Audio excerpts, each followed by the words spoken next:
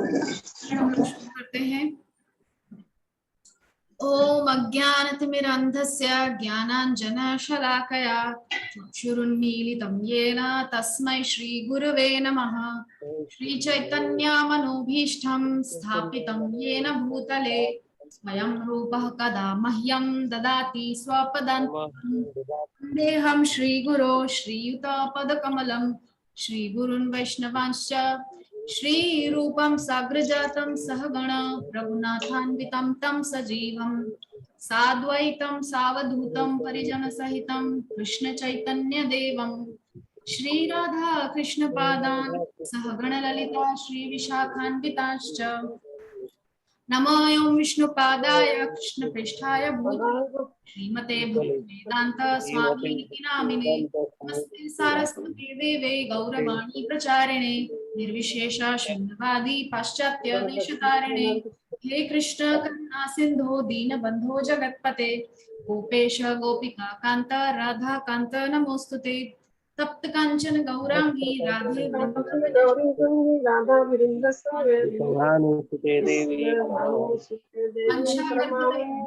कृपा सिंधुभ्य एव च पतितानां पावनेभ्यो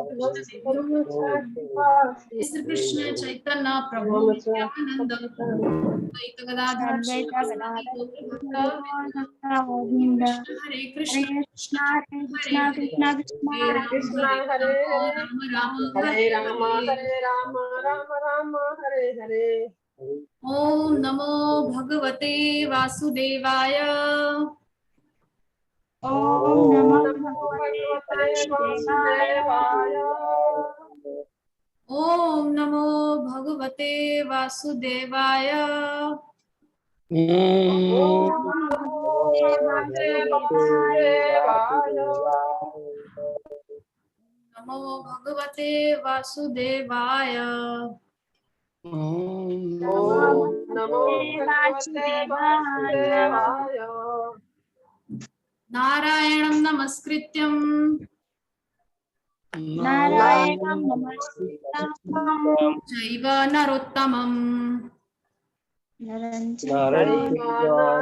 नरोत्तमं देवीं सरस्वतीं व्यासं देवी सरस्वतीं व्यासं ततो जयमुदीरयेत्। ततो जयमुदीरयेत्। नष्टप्रायेष्व भद्रेषु भद्रेषु नित्यं भागवत सेवया नित्यं भागवत सेवया भगवत्युत्तम श्लोके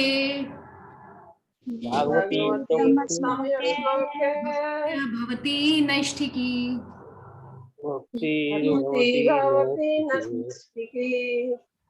तो आज जो श्लोक संख्या है वो है 21, प्रथम स्कंद तृतीय अध्याय, श्लोक संख्या है 21। तो श्लोक कुछ इस प्रकार से है। पहले मैं एक बार उच्चारण करूंगी, फिर आप सब मेरे पीछे पीछे भी उच्चारण करेंगे, उसके पश्चात आप स्वयं भी सब उच्चारण करेंगे। ततः सप्तदशे जातः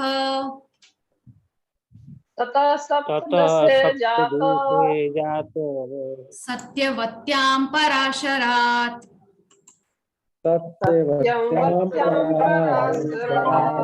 चक्रे वेदतरुः शाखा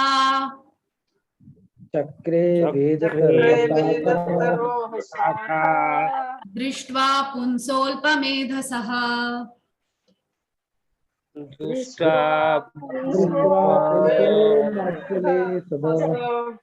ततः सप्तदशे जातः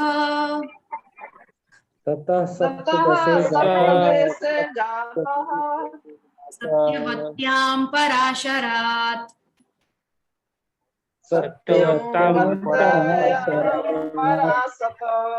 चक्रे वेदतरुः शाखा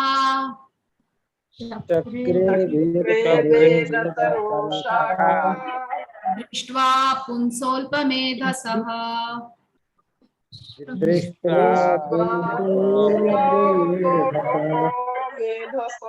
ततः सप्तदशे जातः ततः सप्तदशे जातः सत्यवत्यां पराशरात् सत्यवत्यां पराशरात् चक्रे वेदतरो शाखा चक्रे वेदतरो शाखा दृष्ट्वा पुंसोऽल्पमेधसः दृष्ट्वा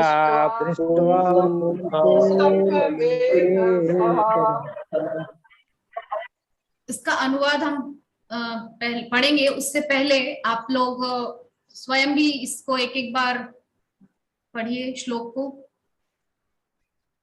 माताजी नंदकिशोर माताजी। सप्तदेशे जात ततः सप्तदेशे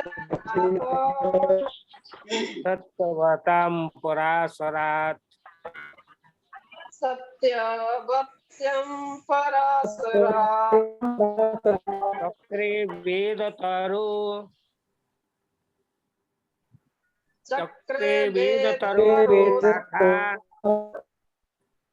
शाखा दृष्टा पुंस अल्पमेधस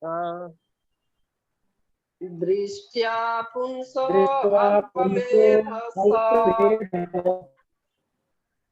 हरे कृष्ण। सप्तदशे जातः ततः सप्तदेशे जातः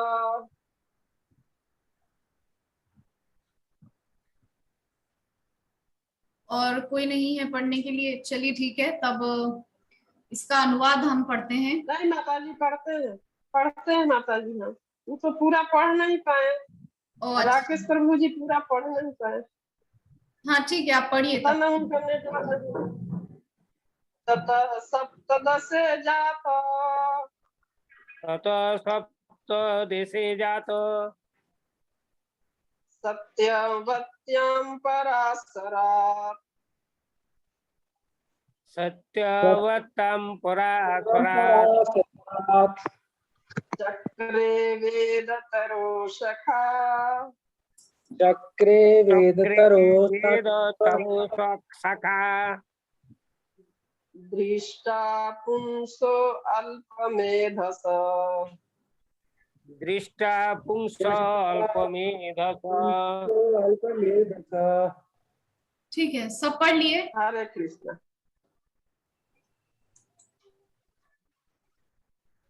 राधा माता जी कहीं पर व्यस्त। ठीक है, अब हम इसका अनुवाद से शुरुआत करते हैं। इसका अनुवाद है, तत्पश्चात 17वें अवतार में भगवान पराशर मुनि के माध्यम से सत्यवती के गर्भ से श्री व्यासदेव के रूप में प्रकट हुए। मतलब तत्पश्चात, अब तक हम 16वें अवतार अर्थात श्री परशुराम भगवान के विषय में हम जान रहे थे, उनकी सब लीलाओं के विषय में। पिछले 3 दिनों से आप सब देख ही रहे हैं कितनी सुंदर सुंदर उनकी लीलाएं हैं, किस प्रकार से उन्होंने जो अनैतिक कार्य करने वाले क्षत्रिय थे। यहाँ पर एक पॉइंट नोट किया जाए, उन्होंने बेवजह क्षत्रियों को नहीं मारा। उन्होंने कैसे क्षत्रियों को मारा? जो अनीति कर रहे थे, ठीक है ना, जो नीति से नहीं चल रहे थे, अनीति पे चल रहे थे। ऐसे क्षत्रियों का सर्वनाश करके पृथ्वी को 21 बार क्षत्रिय विहीन किया। ऐसे 16वां अवतार श्री परशुराम भगवान थे, उनके विषय में हमने पिछले 3 दिनों से जाना। आज 17वें अवतार में है श्री वेदव्यास। किनकी संतान है? माता सत्यवती और पराशर। तो सत्यवती जो है, इनका एक नाम है मत्स्यगंधा, क्योंकि ये एक नाविक की पुत्री है।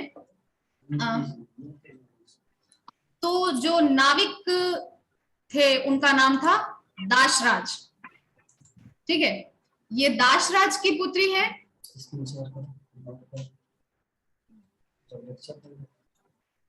दाशराज की पुत्री है मत्स्यगंधा। ये नौका चलाती थी, इस पार से उस पार लोगों को छोड़ने का काम था इनका। ठीक है, और इनके देह से, इनके शरीर से सदा मत्स्य की गंध आती रहती थी।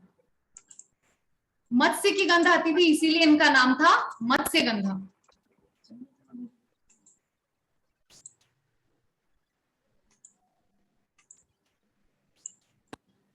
तो मत्स्यगंधा को जब एक बार वो नौका चला रही थी, इस पार से उस पार लोगों को ले जा रही थी, तो एक बार उनकी नौका में इस पार से उस पार जाने के लिए आए ऋषि पराशर। ये पराशर ऋषि जो है ये ज्योतिष शास्त्र के निर्माता हैं, ठीक है। ज्योतिष शास्त्र जो है, एस्ट्रोलॉजी जो है, वो पराशर ने उसको बनाया है, पराशर ऋषि ने। इसीलिए वेदव्यास का एक नाम है पाराशर, ठीक है, क्योंकि पराशर के पुत्र होने से उनका नाम है पाराशर। जैसे कि राधा के पुत्र कर्ण है, इसलिए उनका नाम राधेय है। कुंती पुत्र पांडव है, इसलिए उनको कौंतेय कहा जाता है, ठीक है। तो इस प्रकार से पराशर ऋषि की संतान होने से वेदव्यास को पाराशर भी कहते हैं, ठीक है। तो यहाँ पर आगे देखते हैं क्या कह रहे हैं। सत्यवती के गर्भ से श्री व्यासदेव के रूप में प्रकट हुए पराशर ऋषि के माध्यम से। देखिए ऐसा है, जब ऋषि बैठे नौका में तो सत्यवती के मुख को देखते ही उन्होंने कहा कि हे देवी, आपके द्वारा इतिहास में एक बहुत महान कार्य होने वाला है। आपकी संतान जो होगी वो बहुत महान कार्य करेगी। अपना दृष्टिपात किया उन्होंने, केवल दृष्टिपात सत्यवती के ऊपर किया और सत्यवती गर्भवती हो गई थी, मत्स्यगंधा जो थी, और कुछ समय पश्चात वेदव्यास को जन्म दिया, ठीक है। आगे कह रहे हैं, उन्होंने यह देखकर कि जन सामान्य अल्पज्ञ है, एकमेव वेद को अनेक शाखाओं प्रशाखाओं में विभक्त कर दिया।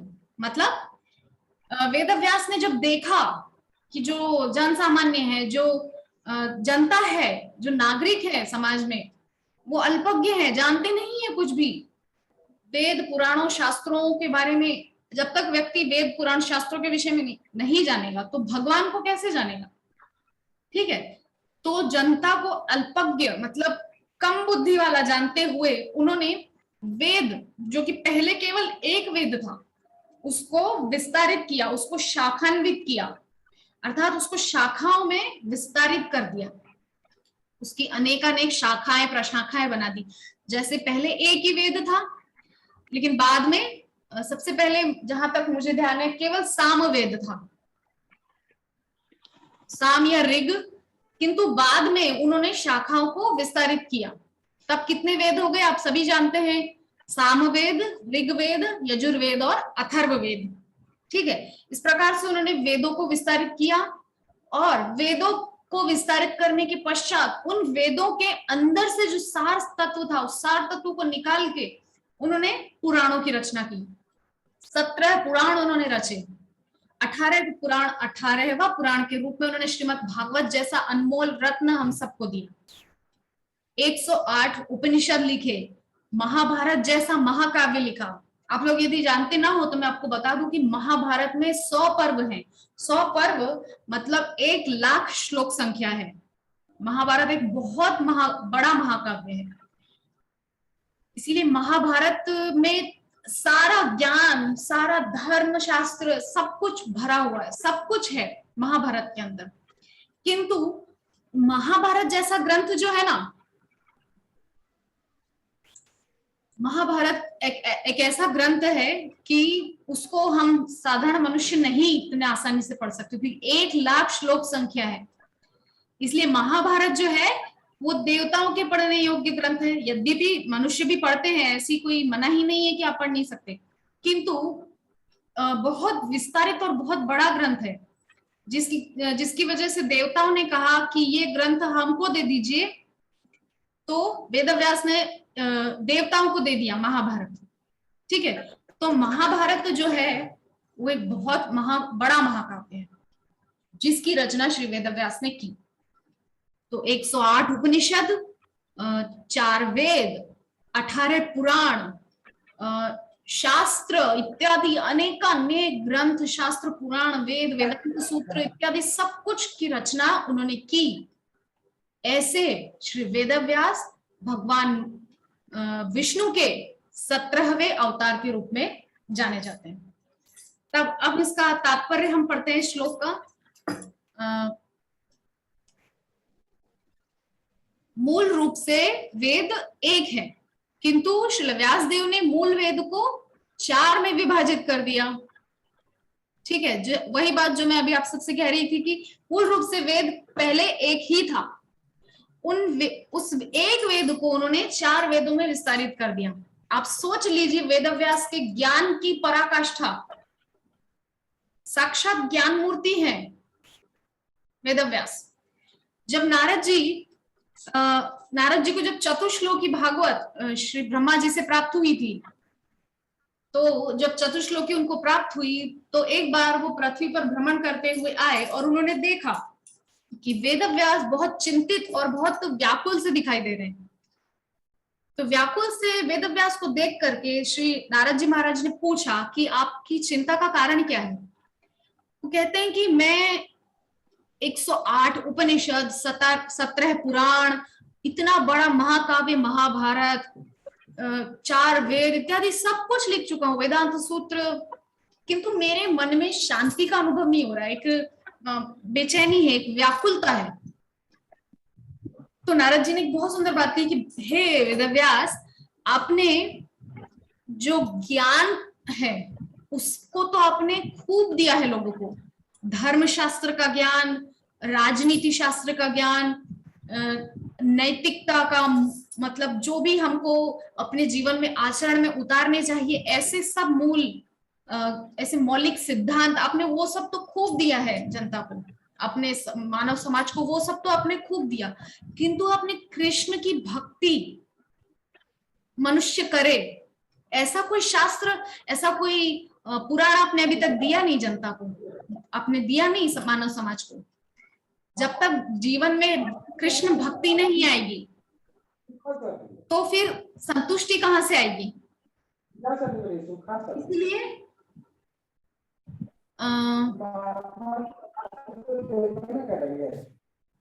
तो नारद जी ने उस समय क्या किया, वेदव्यास को जो 4 श्लोक उनको अपने पिता ब्रह्मा जी से प्राप्त हुए थे, चतुश्लोकी भागवत, उन चतुश्लोकी भागवत का उपदेश श्री नारद जी महाराज ने वेदव्यास को किया। तो वेदव्यास को जब वो चतुश्लोकी उन्होंने दी, तो आप सोचिए कि वेदव्यास ने सिर्फ 4 श्लोकों को 18,000 श्लोकों में विस्तारित कर दिया। क्या किसी में इतना सामर्थ्य है? ये सामर्थ्य केवल भगवान में ही है। चूंकि वेदव्यास भगवान का ही अंशावतार हैं, इसीलिए ये सामर्थ्य उन्हीं में है। तो यहाँ प्रभुपाद इस बात के द्वारा यही समझाना चाह रहे हैं कि मूल रूप से वेद एक है, किंतु श्रील व्यासदेव ने मूल वेद को 4 में विभाजित कर दिया, साम, यजुर, ऋक् तथा अथर्व, और तब इन सब की व्याख्या पुराणों तथा महाभारत जैसी विविध शाखाओं के रूप में की। ठीक है, पहले तो वेद का 4 शाखाएं बना दी, साम, ऋग, यजुर, अथर्व, 4 शाखाएं बना दी वेद की। अब इन वेदों के द्वारा पुराण, उपनिषद और महाभारत बनाए। ठीक है, तो इतना ज्ञान, इतना अपार ज्ञान, असीम ज्ञान जिनमें है ऐसे नारायण विष्णु के अवतार श्री वेदव्यास। ठीक है, तो सामान्य लोगों के लिए वैदिक भाषा तथा विषय अत्यंत कठिन होते हैं। अब हम जैसे साधारण लोगों के लिए वेद की भाषा इतनी सरल नहीं है, वेद का हम अर्थ नहीं कर सकते। हम अगर वेद पढ़ने बैठे, वेद वेदांत, तो हम उसका तात्पर्य, उसका अनुवाद नहीं समझ पाएंगे, किंतु उन्हें केवल बुद्धिमान तथा स्वरूप सिद्ध ब्राह्मण ही समझ सकते हैं। जो संस्कृत में जिन्होंने बहुत प्रकांड विद्वत्ता प्राप्त की है, ठीक है, जो संस्कृत आचार्य हैं, जिन्होंने वेद वेदांत सूत्रों आदि का खूब गहन अध्ययन किया है, ऐसे बुद्धिमान तथा स्वरूप सिद्ध मतलब बोनाफाइड लोग ही इस वेद वेदांत को समझ सकते हैं। ठीक है, किंतु वर्तमान कलयुग तो अज्ञानी मनुष्यों से भरा पड़ा है, उनके पास समय नहीं कि वेद वेदांत शास्त्र पुराण इत्यादि को पढ़ने बैठे, क्योंकि उनकी भाषा ही इतनी क्लिष्ट है, इतनी जटिल है कि हम जैसे साधारण मनुष्य उनको समझ नहीं सकते। ठीक है ना, तो उसको सरलता पूर्वक हमको समझाने के लिए इतना विस्तार श्री वेदव्यास ने किया। आगे प्रभुपाद कह रहे हैं कि यहाँ तक कि ब्राह्मण पिता से उत्पन्न होने वाली संतान भी वर्तमान युग में शूद्रों या स्त्रियों से श्रेष्ठ नहीं होती। तो यहाँ पर प्रभुपाद कहना चाह रहे हैं कि यद्यपि कोई ब्राह्मण कुल में भी उत्पन्न हुआ हो, ठीक है, किंतु ऐसा जरूरी नहीं कि ब्राह्मण कुल में उत्पन्न होने पर भी कोई खूब विद्वान हो, पुराण का, शास्त्र का खूब ज्ञान उसने प्राप्त किया हो, ऐसा जरूरी नहीं है। क्योंकि आजकल ब्राह्मण भी केवल आजीविका निर्वाहन के लिए ही जीते हैं, ठीक है। तो ब्राह्मण भी हम देखते हैं आजकल, वैसे कर्मकांडी पंडित ब्राह्मण देखने बहुत कम मिलते हैं, जिनको सभी वेद वेदांतों शास्त्रों पुराणों उपनिषदों का आदि का संपूर्ण ज्ञान हो, ऐसे ब्राह्मण बहुत कम देखने को मिलते हैं, ठीक है। द्विजों अर्थात ब्राह्मणों, क्षत्रियों तथा वैश्यों से यह अपेक्षा की जाती है कि वे सांस्कृतिक शुद्धिकरण की प्रक्रिया अर्थात संस्कार संपन्न करेंगे, किंतु वर्तमान युग के बुरे प्रभावों के कारण तथा कथित ब्राह्मण तथा अन्य उच्च वर्ग के लोग भी सुसंस्कृत नहीं रह गए। यहाँ पे कहना चाह रहे हैं प्रभुपाद कि ब्राह्मण, क्षत्रिय और वैश्य, ये जो 3 श्रेणियां हैं, 4 श्रेणियां हैं, हम सभी जानते हैं, ब्राह्मण, क्षत्रिय, वैश्य और शूद्र, ठीक है। तो ये जो सबसे पहले की 3 जो श्रेणियां हैं, ब्राह्मण, क्षत्रिय और वैश्य, ये 3 ऐसी श्रेणियां हैं जो सबसे पहले तो ब्राह्मण, वेदों का अध्ययन करने का अधिकार जिसके पास है, ठीक है, और उनके जरिए ब्राह्मणों के द्वारा फिर क्षत्रिय और वैश्य भी ये जो ज्ञान है ये प्राप्त कर सकते हैं। क्योंकि पहले के समय में, पहले क्या था कि शूद्रों को ये सब ज्ञान देने का अधिकार नहीं था। पहले बहुत खराब व्यवस्था थी कि शूद्रों को वेद वेदांतों शास्त्रों का ज्ञान नहीं मिलेगा, किंतु प्रभुपाद ने इतना सरल कर दिया है ना कि प्रत्येक मानव ईश्वर को जान सकता है। प्रभुपाद ने अपनी पुस्तकों के जरिए इतना सरल बना दिया है भगवान को जानना, भगवान से प्रेम करना, भगवान की भक्ति करना। इन प्रभुपाद के साहित्य के द्वारा हम सब बड़ी आसानी से कृष्ण कॉन्शियसनेस, मतलब कृष्ण भावनामृत के इस विज्ञान को समझ सकते हैं आसानी से। प्रभुपाद ने इतना जो परिश्रम किया, इतने उस अवस्था में, जिस अवस्था में लोग घर में विश्राम करते हैं, उस अवस्था में इतना परिश्रम करके जिन्होंने हमें ये जो शास्त्रों का, पुराणों का निचोड़ सार दिया है पूरा, ठीक है। तो आगे कह रहे हैं कि इनसे अपेक्षा की जाती, मतलब क्या होता है कि जो 16 संस्कार होते हैं, जो 16 संस्कार होते हैं, जो अपेक्षा की जाती है कि ब्राह्मण, क्षत्रिय और वैश्य, ये जो संस्कार होते हैं, कौन से होते हैं? सबसे पहले तो पुंसवन संस्कार इत्यादि, जात कर्म, उपनयन, मुंडन संस्कार, गर्भाधान संस्कार इत्यादि जो 16 संस्कार होते हैं, नामकरण संस्कार, अन्नप्राशन संस्कार, ये जो 16 संस्कार होते हैं, ये इन तीनों से अपेक्षा की जाती है कि ये बाकायदा इन तीनों वर्गों से ये अपेक्षा की जाती है कि ये 16 संस्कारों को संपन्न करेंगे। किंतु आजकल के समय में हम देखते हैं कि ऐसा कुछ नहीं है, अपने अपने मन मुताबिक सब चल रहे हैं, संस्कारों का तो कुछ अता पता ही नहीं है, ठीक है। तो किंतु वर्तमान युग के बुरे प्रभावों के कारण तथा कथित ब्राह्मण तथा अन्य उच्च वर्ग के लोग भी सुसंस्कृत नहीं रह गए। अब जब ब्राह्मण ही सुसंस्कृत नहीं रह गए हैं तो आगे मतलब क्षत्रिय, वैश्य और शूद्रों से तो क्या अपेक्षा की जाए, ठीक है ना। ब्राह्मण ही जिसके ऊपर उत्तरदायित्व है, ज्ञान पहले तो प्राप्त करे स्वयं और फिर समाज को दे, ये उत्तरदायित्व ब्राह्मण वर्ग के ऊपर है। किंतु जब ब्राह्मण ही सुसंस्कृत नहीं रह गए, मतलब ज्ञान प्राप्त करना इत्यादि से तो उनका कोई संबंध नहीं, वे केवल आजीविका के लिए भाग दौड़ करते रहते हैं आजकल। क्योंकि आरक्षण जैसा ये जो भूत है ना, आरक्षण ने ऐसा किया है ना कि कुछ कह नहीं सकते, सभी वर्गों को लाभ प्राप्त नहीं होता है, कुछ एक विशेष वर्ग को लाभ प्राप्त होता है। तो आजीविका के लिए ब्राह्मणों को भी अपना नित्य कर्म, गीता में भगवान बोल रहे हैं दूसरे का श्रेष्ठ कर्म करने से अपना नीच कर्म भी श्रेष्ठ है। अर्थात जो हम देखते हैं, जो वाल्मीकि समाज है हमारे समाज में, तो वो जो काम करते हैं वो काम उनका श्रेष्ठ है, क्योंकि ये उनकी सेवा है। वो ब्राह्मणगिरी ना करके अपना श्रेष्ठ काम, अपना जो काम है वही करे ना, तो इसी में उनकी महानता है। भगवान कहना चाह रहे हैं कि दूसरों के श्रेष्ठ कर्म से अपना नीच कर्म भी श्रेष्ठ है। आपको जो उत्तरदायित्व मिला है, आपको जिस वर्ग में भगवान ने रखा है, आपको उसके अनुसार ही कार्य करना है। ठीक है, भगवान जिस प्रकार से आपको कार्य देते हैं, आपको उसी के अनुसार चलना चाहिए। किंतु वैसा हो नहीं रहा है। हम देख रहे हैं यहाँ पर प्रभुपाद क्या कह रहे हैं, तथाकथित ब्राह्मण तथा अन्य उच्च वर्ग के लोग भी सुसंस्कृत नहीं रह गए हैं। सिर्फ कॉन्वेंट स्कूल्स में, मिशनरी स्कूल्स में अपने बच्चों को पढ़ाना ही ज्ञान देना नहीं है।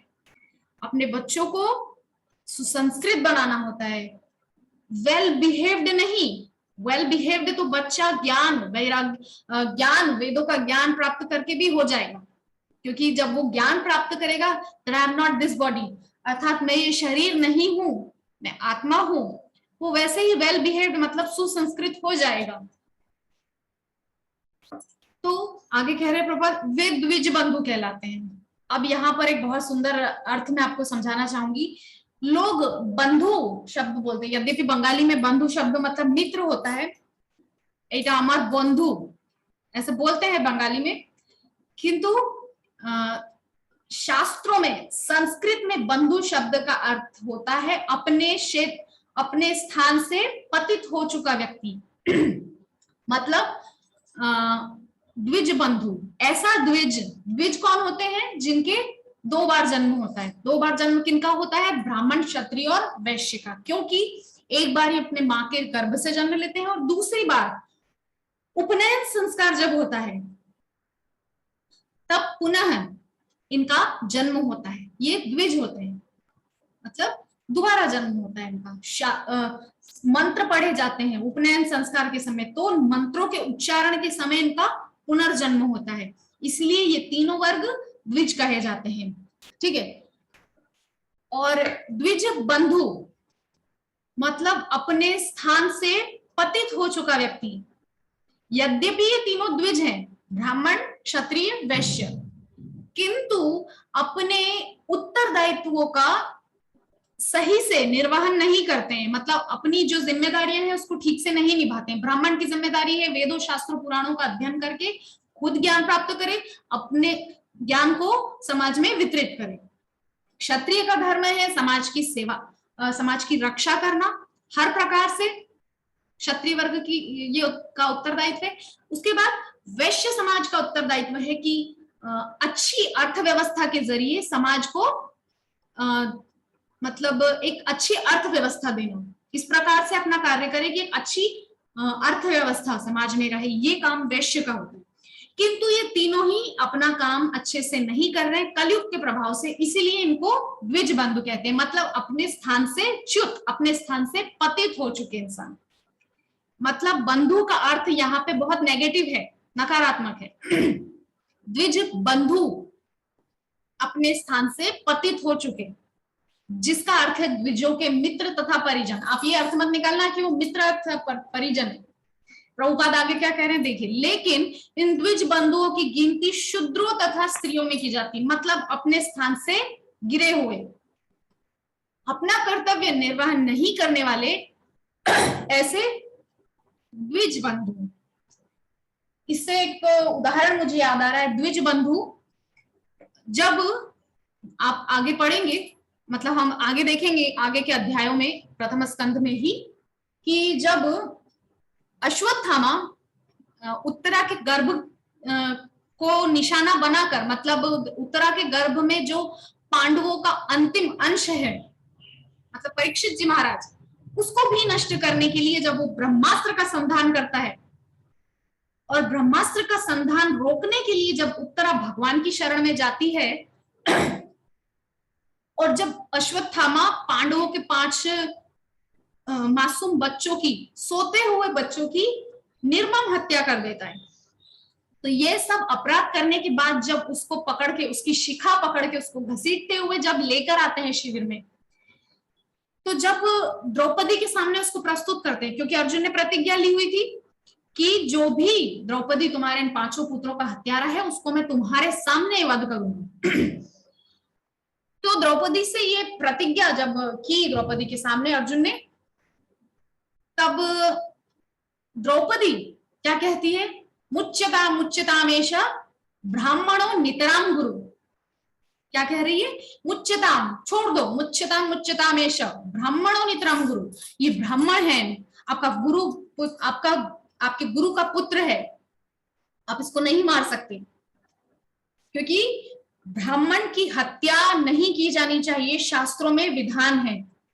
ब्राह्मण कितना भी आतताई हो, आगे भगवान बोलेंगे, आगे मैं श्लोक बोलूंगी आपके सामने कि ब्राह्मण कितना भी आतताई हो, ब्राह्मण को वध नहीं करना चाहिए, ब्राह्मण के ऊपर हथियार अस्त्र शस्त्र नहीं उठाना चाहिए। ठीक है, अब आप सोचेंगे कि भगवान श्री राम ने तो रावण को मारा था, किंतु युद्ध भूमि में आने के बाद ब्राह्मण भी ब्राह्मण नहीं रहता, क्षत्रिय हो जाता है। ये भी शास्त्रों का ही विधान है। ये किसने कहा था राम जी से? ये राम जी ने जब पूछा कि हे गुरुदेव, मेरे से तो बहुत बड़ा अपराध हुआ है क्योंकि मैंने एक ब्राह्मण की हत्या की है, किंतु वशिष्ठ ऋषि समझाते हैं कि हे राम, आपके द्वारा कोई अपराध नहीं हुआ है, क्योंकि युद्ध भूमि में आने के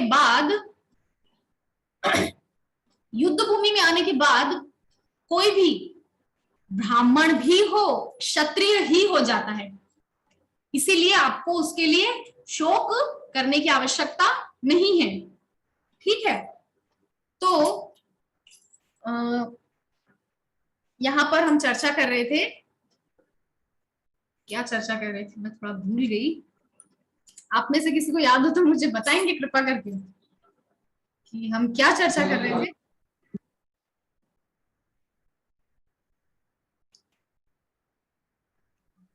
द्विज की चर्चा कर रहे थे। बहुत बहुत धन्यवाद अर्जुन।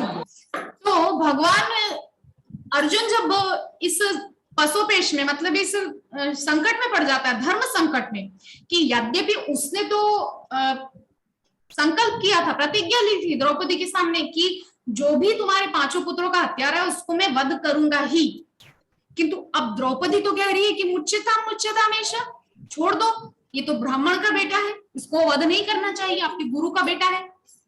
ठीक है, अब अर्जुन इस परिस्थिति में कृष्ण की तरफ देखते हैं कि हे भगवान, आप हमको बताइए कि हमको अब क्या करना चाहिए, इस परिस्थिति में हम क्या करें। तब भगवान बोलते हैं कि ब्रह्म बंधुर्न हंतव्य आतताई वदाहरण मैवो भय मामनातम परिपाही अनुशासनम। कितनी सुंदर बात भगवान कह रहे हैं, एक श्लोक के जरिए अर्जुन को पूरी बात समझा दी, क्योंकि अर्जुन भगवान का शिष्य है। हमको सबको पता है गीता में जब तक अर्जुन ने शिष्यत्व स्वीकार नहीं किया, मतलब भगवान के प्रति गुरु भाव नहीं हो, भगवान गुरु रूप में उसने जब तक स्वीकार नहीं किया तब तक भगवान ने गीता का ज्ञान नहीं दिया। ऐसे ही थोड़ी सी भूमिका बन रही थी बस उसकी, कथा नहीं शुरू हुई थी, गीता नहीं शुरू हुई थी तब तक, जब तक अर्जुन ने नहीं कहा शिष्यस्ते साधिमाम त्वाम प्रपन्नम, अर्थात हे कृष्ण मैं आपका शिष्य हूं, शिष्यस्ते साधिमाम त्वाम प्रपन्नम, मैं आपके प्रपन्न हूं। प्रपन्न होना मतलब पूरी तरह से सरेंडर हो जाना, मतलब मेरा कोई अस्तित्व नहीं है, अब आप जाने और आपका काम जाने। जब अर्जुन ने ये घोषणा की तब जाकर के भगवान ने गीता का ज्ञान दिया। तो चूंकि अर्जुन भगवान का शिष्य है, तो भगवान का शिष्य है इसलिए वो भगवान के किसी भी शब्द को, चाहे वो कितना भी गूढ़ हो, आसानी से समझ लेते हैं। इसीलिए भगवान ने क्या कहा, 2 बातें कह रहे हैं यहाँ पे भगवान। छलिया है ना, टेढ़े हैं, अपनी बात को टेढ़ेपन से ही कहते हैं।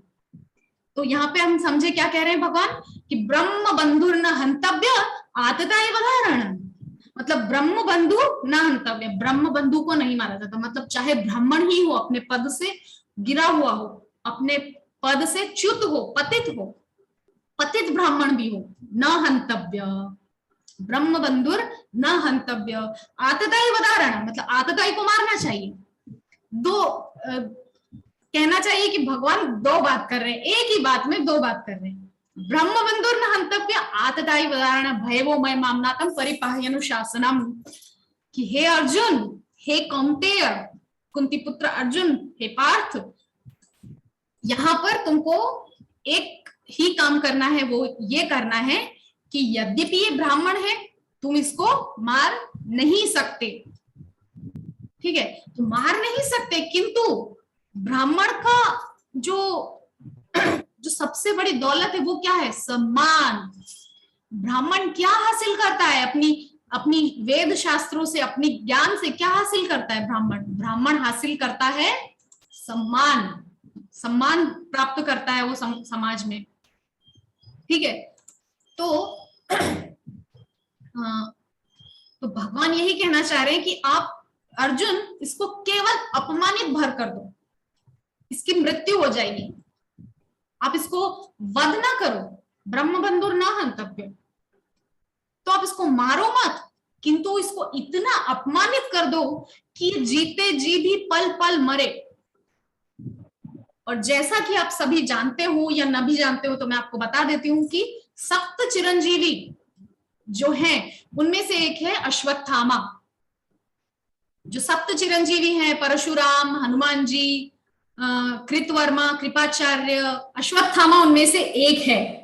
और मध्य प्रदेश में एक बुरहानपुर नाम से जिला है, जहां पर कुछ लोगों ने, एक शिव मंदिर है पहाड़ी पर, अश्वत्थामा के होने के निशान पाए हैं कि अश्वत्थामा आज भी बुरहानपुर जिले में पहाड़ी पर उस शिव मंदिर में रहता है, रोज पूजा अर्चना करता है।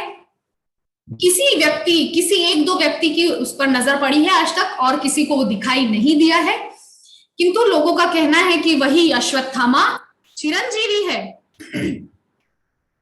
ठीक है, चिरंजीवी अश्वत्थामा। देखिए कितनी उसके लिए विकट परिस्थिति है कि जिएगा तो अपमानित होकर जिएगा। उसको उसके पिताजी का क्या कहना चाहिए, शाप कहना चाहिए, क्योंकि वरदान तो नहीं है ये, ठीक है। वरदान होता है कि हे पुत्र तुम चिरंजीवी हो, यद्यपि वो चिरंजीवी हुआ है अपने हरे कृष्णा हरे कृष्ण प्रभु, कृष्णा लक्ष्मी माता जी, I am very glad दंडवत प्रणाम, because your students, I am also your student, so everyone is happy by your class, wonderful class. Thank you, So sir. I am your student. Very nice program. Thank you so much. बहुत विश्वनाथ प्रभु Kolkata, प्राणमोहन Singh Bokaro steel city, Rakesh प्रभु राय chairman Bokaro city, তারপরে যেখানে নন্দকৃষ্ণ doctor আরো জুমে না জুমে live very nice. हरे कृष्ण प्रभु, दंडवत प्रणाम। So may I continue, Prabhu? ठीक है। हरे कृष्णा दंडवत सभी वैष्णव वृंद की ओर से आपको चरणों में हरे कृष्णा दंडवत प्रणाम प्रभु जी। आपने बीच में आके हम लोगों का हौसला अफजाई की। हरि बोल। For all Vaishnavas. Okay, so here we start again. तो हम चर्चा कर रहे थे कि भगवान, सबसे पहले मैं आप लोगों को बता दूं, ये हमारी गंगानगर सोसाइटी, मतलब क्या कहना चाहिए, पूरी मायापुर सोसाइटी के जो गृहस्थ सोसाइटी है उसके चेयरपर्सन है श्री नंदकृष्ण प्रभु। एक बहुत ही रिस्पेक्टेड पर्सनालिटी है, बहुत ही हम्बल और इतने शुद्ध भक्त हैं, इतनी आयु में भी नित्य मंगल आरती जाते हैं, उसके बाद जब कंप्लीट करके गंगा स्नान जाते हैं, कुछ परिस्थितियों अपना नियम नहीं छोड़ते, बिल्कुल शुद्ध भक्त हैं और इतने हम्बल है ना कि आज भी साइकिल से आना जाना करते हैं, बहुत इतने हम्बल डिवोटी हैं सच। आप जब आएंगे मायापुर में बहुत ही हम्बल, ऐसे भक्तों की कारण ही हम लोगों को मायापुर में कुछ क्या कहना चाहिए, भक्ति करने का अवसर मिल रहा है, वरना हमारी इतनी सामर्थ्य नहीं है। ठीक है, सो हियर वी रिज्यूम। हम लोग चर्चा कर रहे थे कि द्विज बंधु, भगवान ने अर्जुन को इशारा किया कि तुमको सिर्फ और सिर्फ इसको अपमानित करना है। और अपमानित किस प्रकार से करना है? ब्राह्मण का मान होती है उसकी शिखा। यद्यपि आजकल के ब्राह्मण ना तो शिखा रखते हैं, ना मस्तक पे तिलक लगाते हैं, कुछ भी उनके नियम ही नहीं है। इसीलिए प्रभुपाद ने जो ये एक बहुत सुंदर कल्चर दिया है ना मानव समाज को, ब्राह्मणों से भी ऊंचा बैठा दिया है वैष्णवों को। मुंडन करके, शिखा रख के, तिलकधारी बन के, धोती कुर्ता पहन के ब्राह्मणों से भी उच्च श्रेणी में बैठा दिया है वैष्णवों को श्रील प्रभुपाद ने। इसीलिए हमको श्रील प्रभुपाद की कृपा प्राप्त है, उनके ग्रंथों का हमको नियमित अध्ययन करना चाहिए, हरिनाम का जप करना चाहिए और वैष्णव कल्चर को अपने जीवन में उतारना चाहिए। ठीक है, तो भगवान कह रहे हैं कि तुम इसको सिर्फ अपमानित कर दो, इसलिए अर्जुन ने केवल शिखा उसकी काट दी। ठीक है, अश्वत्थामा की शिखा को काट दिया। उसके मस्तक पे एक बहुत ही सुंदर मणि थी, जिस मणि को अर्जुन ने अपनी, वो क्या बोलते हैं, एक छोटा सा तलवार होता है उसको, पता नहीं क्या बोलते हैं, मुझे नाम याद नहीं आ रहा है इस वक्त, किंतु उसकी नोक से उस मणि को निकाल दिया। और आज भी वो घाव रिश्ता है उसके सर पे से, वो घाव आज भी भरा नहीं है। 5,500 वर्ष हो चुके हैं द्वापर युग को गए, किंतु आज भी अश्वत्थामा उसी घाव को लेकर के भटक रहा है। ठीक है, तो इस प्रकार से भगवान ने द्विज बंधु अर्थात यहाँ पर बताया है कि द्विज बंधु, मैंने आपको उदाहरण से समझा दिया कि द्विज बंधु किसको कहते हैं, क्योंकि भगवान ने बोला कि ये ब्राह्मण बंधु है, ब्रह्म बंधु है, पतित हो चुका ब्राह्मण है, इसको केवल अपमानित कर दो, हत्या मत करो। ठीक है, इस उदाहरण से हमने इसको समझ लिया। तो इसके साथ ही जो तात्पर्य है वो पूरा होता है। जय जगत गुरु श्रील प्रभुपाद की।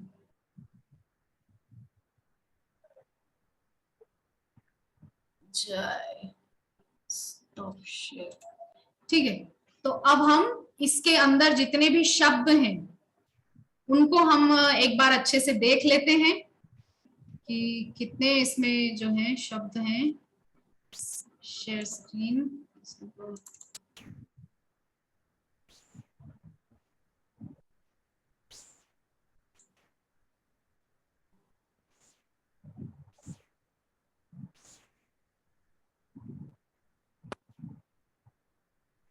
तो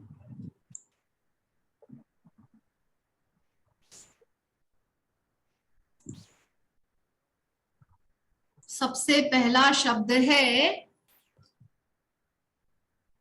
क्या था, ततः सप्तदशे। तो उन दोनों शब्दों का यहाँ पर कुछ रिजेम्बलेंस मिला नहीं, इसलिए तीसरा शब्द है जातः। तो हम पढ़ते हैं इसको, श्लोक को। पिंगला का अनुभव। अब पिंगला कौन है, इसको हम देखें तो आपको प्रभु जी ने पहले भी बताया है क्लास में कि दत्तात्रेय जो है, जो भगवान के ही एक अवतार है दत्तात्रेय, उन्होंने अपने जीवन में 24 शिक्षा गुरु धारण किए थे। कितने? 24, जिनमें से एक है पिंगला। ये पिंगला एक वैश्या है जो निरंतर नित्य ही श्रृंगार करके अपने घर की अटारी पर खड़ी होकर के प्रतीक्षा करती थी कि कोई आएगा और फिर मुझे धन प्राप्त होगा। ठीक है, आप सभी जानते हैं। इस प्रकार से पिंगला रोज श्रृंगार करती, रोज प्रतीक्षा करती, किंतु एक बार उसने विचार किया कि इतना प्रतीक्षा मैंने किसी मनुष्य की, इससे अच्छा मैं अगर भगवान की प्रतीक्षा भी करती ना तो मुझे भगवान प्राप्त हो चुके होते। इसीलिए पिंगला को दत्तात्रेय भगवान ने अपने गुरु के रूप में स्वीकार किया। कैसे? कि वो कितनी डेडिकेटेड थी अपने काम के प्रति, यद्यपि बहुत ही निकृष्ट कार्य है। वैश्यावृत्ति कोई बहुत अच्छा, कोई बहुत सम्मानित कार्य नहीं है, कोई बहुत सम्मानित पेशा नहीं है, ठीक है। हम सभी जानते हैं समाज में एक बहुत ही निकृष्ट वर्ग होता है वैश्या। किंतु भगवान दत्तात्रेय ने देखा कि उसकी निष्ठा अपने कार्य के प्रति, कि रोज नियम से श्रृंगार करके और खड़ी हो जाती है, तो जब एक वैश्या इतनी निष्ठावान हो सकती है तो हम मनुष्य जो भक्ति मार्ग पर चलने वाले हैं उनमें निष्ठा होनी ही चाहिए।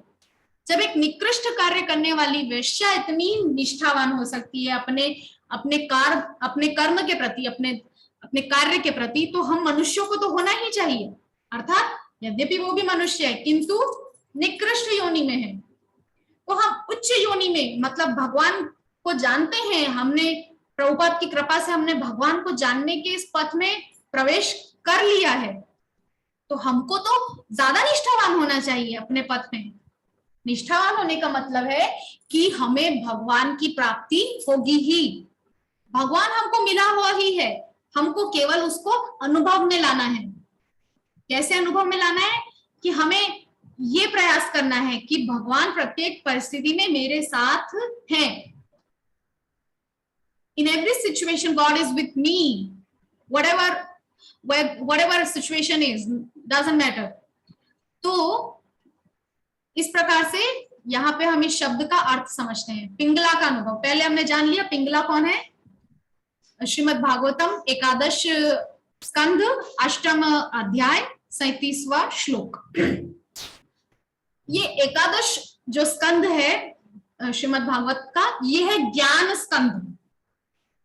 इस पूरे स्कंद में ज्ञान भरा पड़ा है, कूट कूट है। भगवान जब इस पृथ्वी लोक पर अपनी लीला संवरण करके अपने नित्य लीला में जाने के लिए जब प्रस्थान करने वाले थे, उससे पहले भगवान ने उद्धव के साथ कुछ संवाद किया। अर्थात उसको उद्धव कृष्ण गीता के नाम से, उद्धव कृष्ण संवाद के नाम से श्रीमद् भागवतम में एकादश स्कंद में जाना जाता है। तो एकादश स्कंद में कृष्ण उद्धव संवाद में ये पूरा जो है दत्तात्रेय के 24 गुरुओं के विषय में भगवान कृष्ण किसको बता रहे हैं? उद्धव को। यद्यपि उद्धव बहुत ज्ञानी है, किंतु कुछ कुछ समय पे भगवान अपने भक्तों को ज्ञान प्रदान करते रहते हैं ताकि उनका मतलब बैलेंस ना बिगड़े, इम्बैलेंस ना हो। ठीक है, तो उद्धव को भगवान ज्ञान देते हैं एकादश स्कंद में, अपने लीला पूरा करके जाने से पहले। तो क्या कह रहे हैं भगवान? नूनम में भगवान प्रीतो विष्णु के नापि कर्मणा निर्वेदोयम दुराशाया यन्मे जातः सुखावह। अनुवाद: यद्यपि मैं भौतिक संसार का आनंद लेने के लिए सबसे हठपूर्वक आशा करता था, मेरे हृदय में किसी न किसी तरह का वैराग्य उत्पन्न हो गया है और यह मुझे बहुत खुश कर रहा है। इसलिए भगवान विष्णु के सर्वोच्च व्यक्तित्व को मुझसे प्रसन्न होना चाहिए, जाने बिना भी मैंने उसे संतुष्ट करने वाला कोई कार्य किया होगा। ठीक है, तो यहाँ पर ये कौन कह रहा है ये तो मेरी समझ में नहीं आ रहा है। पिंगला का अनुभव, पिंगला स्वयं अपना अनुभव व्यक्त कर रही है कि यद्यपि मैंने भौतिक संसार का आनंद लेने के लिए बहुत हठपूर्वक कार्य आशाएं की, बहुत ऐसे कार्य किए, किंतु अब मेरे हृदय में किसी ना किसी तरीके का वैराग्य उत्पन्न हो गया। वैराग्य कैसे आया? उसने सोचा कि मैं रोज रोज तैयार होकर के बैठती हूँ, लेकिन इतनी प्रतीक्षा अगर मैंने भगवान की होती तो आज तो मुझे भगवान मिल ही गए होते। तो इस प्रकार से उसके हृदय में इमीडिएटली वैराग्य उत्पन्न हो गया। ठीक है, और उस वैराग्य की वजह से उसको आंतरिक प्रसन्नता मिलने लगी। ये बहुत ध्यान देने वाली बात है कि जब तक आपके अंदर वैराग्य कहाँ से शुरू होता है? त्याग से। त्यागात शांति अनंतरम। ठीक है, त्याग से शांति मिलती है। ये आप खुद भी अनुभव करके देख लीजिए। कैसे? मान लीजिए आपकी इच्छा हो रही है आज तो मुझे रसगुल्ला खाना है, ठीक है, खाना है। आप अपनी इच्छा को यदि तुरंत पूरा कर देंगे ना तो आप अच्छा नहीं करेंगे। मतलब कहना चाहिए कि आप अपनी इंद्रियों को तृप्त कर रहे हैं, किंतु यदि आप सोचेंगे नहीं मुझे अपनी इंद्रियों को तृप्त नहीं करना है, तो आप क्या करेंगे? आप त्याग करेंगे। और त्यागात शांति अनंतरम, त्याग से ही शांति मिलती है, ठीक है ना। त्याग जब आप करते हैं तब आपको शांति मिलती है। आप जितना ज्यादा छोड़ेंगे चीजों को, अपने जीवन से कम करते जाएंगे, अपनी आवश्यकताओं को घटाते जाएंगे, आप खुद अनुभव करेंगे कि मेरे जीवन में अब बहुत शांति है, आत्मिक शांति, आंतरिक शांति, जिसका अनुभव पिंगला को हुआ, ठीक है। तो इस प्रकार से भगवान के प्रति उसके मन में भक्ति और मन में वैराग्य जागा, ठीक है। तो आगे हम देखते हैं,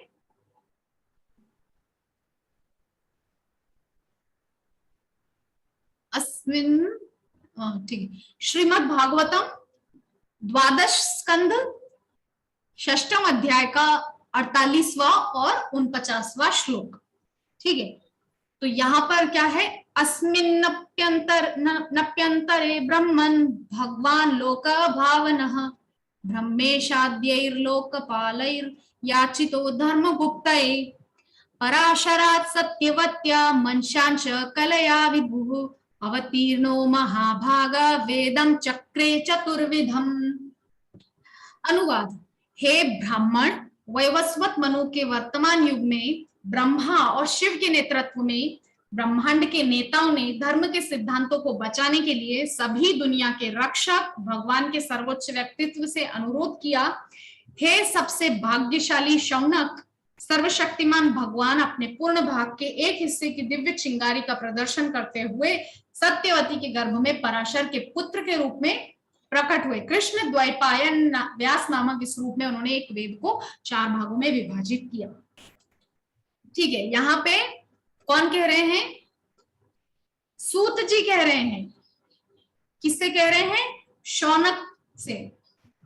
लिखा है ना, हे सबसे भाग्यशाली शौनक, हे ब्राह्मण वैवस्वत मनु, मतलब सूत जी शौनक ऋषि को, केवल शौनक ऋषि को संबोधित करते हुए कह रहे हैं कि हे ब्राह्मण, वैवस्वत मनु के वर्तमान युग में, अभी कौन सा युग चल रहा है? वैवस्वत मनु का मनवंतर चल रहा है, ठीक है। कलयुग है, 28वां कलयुग है। एक मनवंतर में 72 बार चतुर्युगी आती है, ठीक है। अभी ये सिर्फ 28वां कलयुग है, अभी बहुत सारे चतुर्युगी बाकी हैं इस मनवंतर में, ठीक है। तो कहना चाह रहे हैं कि अभी जो मनवंतर चल रहा है हमारा, ये 7वां मनवंतर है। विवस्वान सूर्य के पुत्र वैवस्वत मनु, आप पहले भी प्रभु जी से कथा में सुन चुके हैं इसके विषय में कि ये वैवस्वत मनु का मनवंतर है, ठीक है। तो वैवस्वत मनु का ये जो वर्तमान युग है ये 28वां कलयुग है, और इसके पहले जो गया वो द्वापर, उस द्वापर में ब्रह्मा और शिव के नेतृत्व में ब्रह्मांड के नेताओं ने धर्म के सिद्धांतों को बचाने के लिए, किस लिए?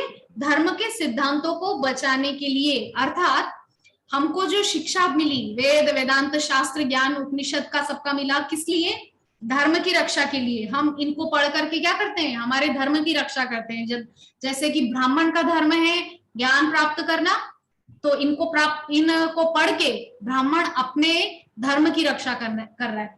धर्म की रक्षा से यहाँ पे आप सीधा सीधा अर्थ समझे कि जो हमारा निज धर्म है उसकी रक्षा करना। यदि आप ब्राह्मण हैं तो आपका धर्म है ज्ञान प्राप्त करना। ब्राह्मण का धर्म है पाठन, खुद पढ़ना, औरों को पढ़ाना। यजन याजन, खुद यज्ञ करना, औरों से यज्ञ करवाना, ठीक है। ये चार काम ब्राह्मणों के लिए निर्देशित हैं, अर्थात ब्राह्मणों को ये 4 काम करने ही चाहिए। खुद पठन करें, मतलब खुद वेदों शास्त्रों पुराणों का अध्ययन करें, दूसरों को करवाए। पहले खुद प्राप्त करें ज्ञान, फिर उसको वितरित करें। खुद यज्ञ करें, किस लिए? समाज के कल्याण के लिए। खुद यज्ञ करवाए लोगों से, किस लिए? पूरे विश्व के कल्याण के लिए, ठीक है। तो ये कार्य है ब्राह्मण का, ये धर्म है, निज धर्म है ब्राह्मण का। तो ब्राह्मण अपने धर्म की रक्षा कैसे करे? ये अपने कार्य करके। क्षत्रिय का धर्म क्या है? क्षत्रिय का धर्म है अपने बाहुबल से समाज को रक्षा प्रदान करना। ठीक है, तो बाहुबल के जरिए अपने वो समाज को रक्षा प्रदान कर, ये उसका धर्म है क्षत्रिय का। तत्पश्चात वैश्य का धर्म है एक अच्छी अर्थव्यवस्था समाज को देना। इसके पश्चात चतुर्थ श्रेणी में जो आते हैं शूद्र, उनका धर्म है समाज में सेवा देना, अपने कार्यों से समाज के 3 शुरुआती वर्गों को सेवा देना। ठीक है, तो यहाँ पर जो कहना चाह रहे हैं सूत जी, क्या कह रहे हैं कि धर्म के सिद्धांतों को बचाने के लिए, मतलब ये चारों जो श्रेणियां हैं वर्णाश्रम में, ये 4 वर्ण हैं, ब्राह्मण क्षत्रिय वैश्य शूद्र, चारों वर्ण अपने निज धर्म को पालन करें, अपने निज धर्म का पालन करें। जैसे गीता में भगवान ने कहा है ना, वैसे अपने अपने निज धर्म का पालन करें। तो उन धर्म के सिद्धांतों को बचाने के लिए सभी दुनिया के रक्षक भगवान के सर्वोच्च व्यक्तित्व से अनुरोध किया। मतलब वही, जब भी धर्म की हानि होती है, देवतागण मिलकर के जाकर भगवान के सामने अनुरोध करते हैं, भगवान धर्म की हानि हो रही है, आप उद्धार कीजिए। तो हे सबसे भाग्यशाली शौनक, सूत जी कह रहे हैं शौनक ऋषि से, सर्वशक्तिमान भगवान अर्थात श्री कृष्ण अपने पूर्ण भाग के एक हिस्से की दिव्य चिंगारी का प्रदर्शन करते हैं। मतलब भगवान कृष्ण ने अपने पूर्ण भाग के सिर्फ और सिर्फ एक हिस्से की, पूरा वो हिस्सा भी नहीं, उस हिस्से की केवल एक चिंगारी का प्रदर्शन करते हुए सत्यवती के गर्भ से पराशर के पुत्र के रूप में जन्म लिया। क्या नाम है? पाराशर, कृष्ण द्वैपायन श्री वेदव्यास। ठीक है, उनका एक नाम है कृष्ण द्वैपायन, कृष्ण द्वैपायन व्यास, वेदव्यास, और पाराशर, पराशर के पुत्र होने की वजह से पाराशर भी उनको कहते हैं। ठीक है, तो उन्होंने एक वेद को 4 भागों में विभाजित किया। ये काम वेदव्यास ने किया। ये पूरी उनके ही विषय में चर्चा है, किस प्रकार से वो आए पृथ्वी पर और उन्होंने क्या काम किया इस बारे में। ठीक है, अब अगला शब्द है तरोह, सत्यवत्याम, उसके बाद तरोह है तीसरा शब्द। तो श्रीमद् भागवतम के तृतीय स्कंध के 25वें अध्याय का 11 श्लोक। तम त्वागताहं शरणं शरण्यं स्मृत्य संसार तरो कुठारं जिज्ञासयाहं प्रकृते पुरुषस्य नमामि सद्धर्म विदाम वरिष्ठम। ये कौन कह रहा है? ये माता देवहूति अपने पुत्र कपिल देव को संबोधित करते हुए कह रही। क्या कह रही है? देखिए यहाँ पर क्या घटनाक्रम है, पहले मैं आप सबको समझा दूं कि जब कर्दम ऋषि के साथ माता देवहूति का विवाह होता है, तो कर्दम ऋषि बहुत सारे समय के लिए, मुझे याद नहीं आ रहा है कि बहुत लंबे काल के लिए वो तपस्या में लीन हो जाते हैं। माता देवहूति सेवा करते करते वृद्धा हो जाती है, अत्यंत दुर्बल हो जाती है, अत्यंत क्या कहना चाहिए, उनका सौंदर्य सब चला जाता है, बहुत कुरूप हो जाती हैं सेवा करते करते, इतनी ज्यादा वृद्धा हो जाती हैं। तब कर्दम ऋषि की तपस्या जब पूर्ण होती है और जब वो देखते हैं अपनी पत्नी को इस हालत में, तो वो कहते हैं कि देवी आपकी सेवा से मैं बहुत प्रसन्न हुआ हूँ। तब एक खूब सुंदर एक कामक नाम के विमान का वो निर्माण करते हैं और फिर धीरे धीरे उनके घर में 9 कन्याओं का जन्म होता है, जिनका विवाह अलग अलग ऋषियों के साथ होता है। जैसे अत्रि के घर में जाती है माता अनुसुईया, और इसके अलावा भी भृगु, मरीचि इत्यादि सभी ऋषियों के घर में उनकी एक एक पुत्री का विवाह होता है। अरुंधति जो वशिष्ठ ऋषि की पत्नी है, माता श्री राम की गुरु माता अरुंधति, ये सब माता देवहूति और कर्दम की पुत्रियां हैं।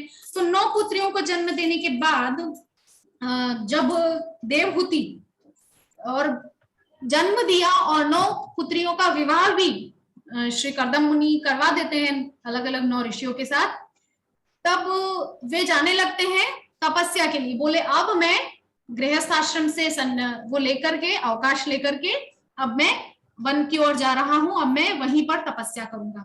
ठीक है, तो माता देवहूति कहती हैं कि हे भगवान, आपने तो कहा था कि एक पुत्र होगा तब आप जाएंगे, गृहस्थ आश्रम को छोड़ के, तब कर्दम ऋषि को याद आता है कि हाँ, भगवान ने मेरे से वो किया था, वादा किया था, भगवान ने मेरे को वरदान दिया था कि जब आप गृहस्थ आश्रम में प्रवेश करेंगे हे कर्दम ऋषि, तो मैं स्वयं आपके घर में पुत्र रूप में आऊंगा। तो भगवान कपिल देव के रूप में कर्दम ऋषि और देवहूति माता के घर में प्रकट होते हैं। अब जैसे ही कपिल देव का जन्म होता है, तो कपिल देव अपने पिता कर्दम ऋषि को उपदेश करते हैं। तो कर्दम ऋषि तो वन की ओर चले जाते हैं, किंतु देवहूति माता अभी भी घर में है, घर के कार्य करती है इत्यादि, किंतु मन कुंठित है। लिखा है ना, तरो कुठारम, मन में कुंठाएं हैं, बहुत विचलित मन है। तो अपने उसी विचलित मन को लेकर के माता देवहूति भगवान कपिल देव अर्थात अपने पुत्र की चरण शरण में जाती। क्या कह रही है? तम त्वा गताहम शरणम शरण्यम। क्या कह रही है अनुवाद में माता देवहूति? देवहूति ने आगे कहा, मैंने आपके चरण कमलों की शरण ली है। माता देवहूति कह रही, किससे कह रही? अपने पुत्र से कह रही है। कोई माता अपने पुत्र से कहेगी कि हे पुत्र, मैं तुम्हारी शरण में आई हूं, मुझे शरण में ले लो? नहीं कहेगी, क्योंकि माता जानती है ये तो मेरी तरह साधारण मनुष्य है। लेकिन माता देवहूति जानती है ये केवल मेरा पुत्र नहीं है, ये जगत पिता है, ठीक है, जो लीला करने के लिए और मेरे पति का संकल्प पूरा करने के लिए कि मेरे घर में भगवान प्रकट हो, उसको पूरा करने के लिए भगवान मेरे घर में पुत्र बन के आए। ठीक है, माता देवहूति मर्म को जानती हैं, इसीलिए माता देवहूति भगवान को क्या कह रही है कि मैं आपकी शरण में हूं। पुत्र होते हुए भी जानती है वो पुत्र है, किंतु उनको ये ज्ञान है कि ये सिर्फ मेरे पुत्र नहीं है, जगत पिता है। आगे क्या कह रही है? जिज्ञासयाहं प्रकृते पुरुषस्य नमामि, कि हे भगवान, क्योंकि आप ही एकमात्र व्यक्ति हैं जिनकी शरण में जाना है। शरणम शरण्यम, शरण्यम का मतलब होता है शरण लेने का पात्र। ठीक है, हम ऐसे वैसे किसी की भी शरण में नहीं जा सकते कि कोई हमको मुंह में से वो निकाल के बता दे एक शिवलिंग, तो हम उसकी शरण में चले गए। नहीं, ऐसे किसी की भी शरण में नहीं जाना है। शरण्यम, हमको देख करके कि शरण में हमको ले सके, क्योंकि उसके योग्य तो हो ना। भगवान ही एकमात्र ऐसे हैं जिनकी शरण में हम जा सकते हैं, क्योंकि भगवान ही एकमात्र सामर्थ्यवान है, सर्वसमर्थ। भगवान ही एकमात्र सर्वसमर्थ है जिसकी शरण में हम जा सकते हैं। आप ऐसा नहीं कह सकते कि आज तो मेरे पड़ोसी ने मेरी रक्षा की, घर में सांप आ गया था तो ठीक है मैं उसकी शरण में चली जाती हूँ, या मैं आज मेरे पड़ोसी ने मेरे को गुंडों से बचाया तो मैं उनकी शरण में चला जाता हूं। नहीं, एकमात्र भगवान ही शरण्य हैं जिनकी शरण में हम जा सकते हैं। ठीक है, आगे कह रहे हैं आप वह कुल्हाड़ी हैं। क्या कह रहे हैं? तरो कुठारम, आप वह कुल्हाड़ी हैं जो भौतिक अस्तित्व के वृक्ष को काट सकते हैं। ठीक है, मतलब भौतिकता का ये जो जंजाल है, हम सभी जिसमें उलझे हुए हैं। ठीक है, हम सभी उलझे हुए हैं। हम ये नहीं कह सकते कि हम लिबरेटेड हैं, हम मुक्त हैं। No, nobody is liberated here, we all are tangled. ठीक है, हम सभी उलझे हुए हैं। तो हम सभी इन भौतिक जंजालों से कैसे छूट सकते हैं? भगवान की शरण में जाने से। क्योंकि माता क्या बोल रही है? आप वह कुल्हाड़ी हैं, आप उस जाल को काट सकते हैं। ठीक है, तो भगवान ही एकमात्र ऐसा काम कर सकते हैं और हमको भौतिकताओं के जंजाल से छुड़ा सकते हैं। कैसे? भगवान अपने चरणों की भक्ति हमको देते हैं। कैसे देते हैं? कभी कभार क्या होता है ना, भगवान के समक्ष कोई व्यक्ति जाए, अपने परिवार के झंझटों से ऊब करके जाकर के उनकी चरण शरण में रोए, अश्रुपात करे और भगवान से कहे कि हे भगवान, मैं ऊब चुका हूं आपकी इस माया से, मुझे आप केवल और केवल अपने चरणों की भक्ति प्रदान कीजिए। मेरा चित्त रूपी जो भंवरा है ना, आपके चरण रूपी कमलों में उलझ के रह जाए। मेरा जो चित्त रूपी भ्रमर है, जिसको बहुत इधर उधर रस चूसने की आदत है, भौतिक जगत के जो रंग बिरंगे फूल है ना, इनके रस को पान करने की मेरे चित्त रूपी भ्रमर में बहुत बुरी आदत है। किंतु मेरा ये चित्त रूपी भ्रमर आपके चरण रूपी कमलों में बंध जाए, उनसे लिपट कर रह जाए। आप ऐसा कीजिए, आप ऐसी कृपा कीजिए मेरे ऊपर कि मेरा चित्त केवल और केवल आपके चरणों में ही रह जाए, चरणों में ही सिमट के रह जाए। ठीक है, तो भगवान से हमको सर्वथा यही मांगना चाहिए। हमको भगवान के सामने जाकर कभी भी भौतिक आवश्यकताओं की चीजें नहीं मांगनी चाहिए। आप एक चीज हमेशा याद रखिए, भगवान के सामने जाकर कभी भी संसार की इन घटिया चीजों को मत मांगिए, क्योंकि प्रहलाद जी महाराज कह रहे हैं कि जिस प्रकार आपके जीवन में दुख आना निश्चित है, आप चाहे कुछ कर लीजिए दुख आकर ही रहेगा, उसी प्रकार सुख भी आएगा ही, चाहे आप प्रयास करें या ना करें। ठीक है, आपके भाग्य में यदि लिखा है करोड़पति होना, तो आप एक भिखारी के घर में जन्म लेकर भी करोड़पति होंगे ही, निश्चित तौर पे लिख कर ले लीजिए।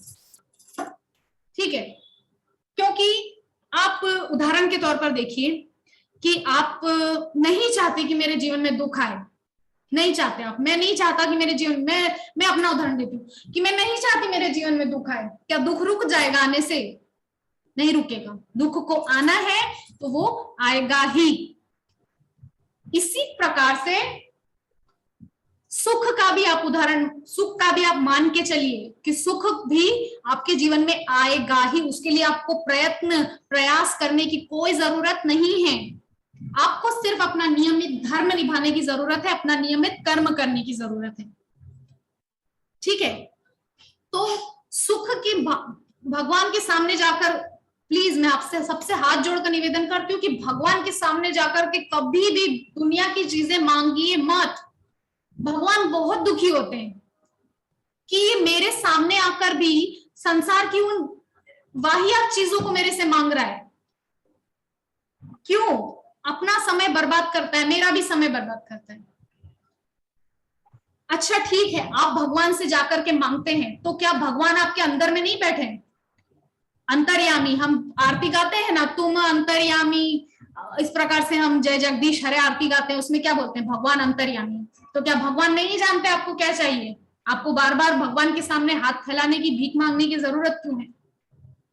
इस प्रकार से मैं यही कहना चाहूंगी, भगवान के सामने जाकर कभी भी अपनी भौतिक आवश्यकताओं की भीख मत मांगिए। भगवान के सामने जाकर सबसे पहले उनके चरण कमलों को निहारिए, निरंतर जितनी देर हो सके आप केवल और केवल उनके चरण कमलों को निहारिए और यही बोलिए कि हे भगवान, यही मांगिए उनसे कि हे भगवान, मेरा चित्त निरंतर आपके चरण कमलों में ही अटका रहे, बस मेरा चित्त रूपी भंवरा आपके चरण कमलों से कभी दूर ना हटे। ठीक है, भगवान से हमेशा एक ही चीज मांगिए, भक्ति। कभी भी भगवान से भौतिक आवश्यकताओं की चीजें मत मांगिए, चाहे आपके पास हो ना हो, कुछ भी परिस्थिति हो, भगवान से कभी भी भौतिक आवश्यकताओं की। आपको मैं अपना ही उदाहरण देती हूँ। मेरी माँ कभी कभार मुझसे बोलती है, अभी कुछ समय पहले मेरे पिताजी बहुत बीमार हो गए थे, तो मेरी माँ बोलती है कि अपने राधा माधव से, अपने राधा रमन लाल से प्रार्थना करना बेटा। मैं हाँ कर देती हूँ माँ के सामने तो, किंतु मैं कभी भी भगवान से नहीं कहती कि ये भगवान मेरे पिताजी को ठीक कर दो। देखो ऐसा है कि उनके जीवन के दिन अगर अभी बाकी हैं तो वो जिएंगे ही। ठीक है, अगर जीवन के दिन शेष हो गए हैं, खत्म हो गए हैं, तो चाहे आप करोड़ों लगा दो, व्यक्ति को जाना है, जाएगा ही।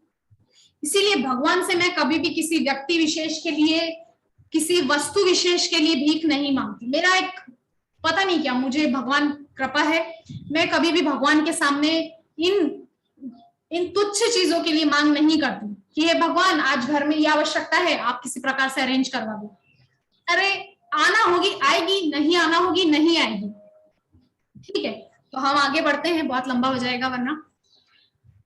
आगे माता कह रही है, इसीलिए मैं आपको प्रणाम करता हूं, नहीं करती हूं। माता कह रही है इसीलिए मैं आपको प्रणाम करती हूँ, क्योंकि एकमात्र आप ही शरण्य। मैंने आपको पहले भी बताया कि एकमात्र भगवान ही शरण्य है, मतलब जिसकी शरण में हमको जाना चाहिए या हम जा सकते हैं, वो केवल भगवान है। भगवान के अलावा और कोई नहीं जिसकी हम शरण ग्रहण कर सके। इसलिए भगवान को हम सब प्रणाम करते हैं, जो सभी पारलौकिकवादियों में सबसे महान है। पारलौकिक मतलब ये हम सब देख रहे हैं, ये है लोक।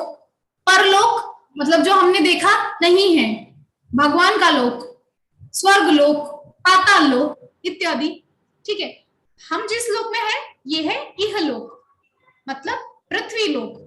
ये हम सब देख पा रहे हैं। इसके अलावा जो और है, इतर जो और है, उनको कहते हैं परलोक। तो उन सब पारलौकिकवादियों में सबसे महान मतलब सबसे ऊंचा वर्ग है जिनके लोक का, मतलब वैकुंठ से भी ऊपर जो विराजते हैं गोलोक वृंदावन में, ऐसे आप सबसे महान है। और मैं आपसे पुरुष और महिला के बीच और आत्मा और पदार्थ के बीच संबंध के बारे में पूछती हूँ।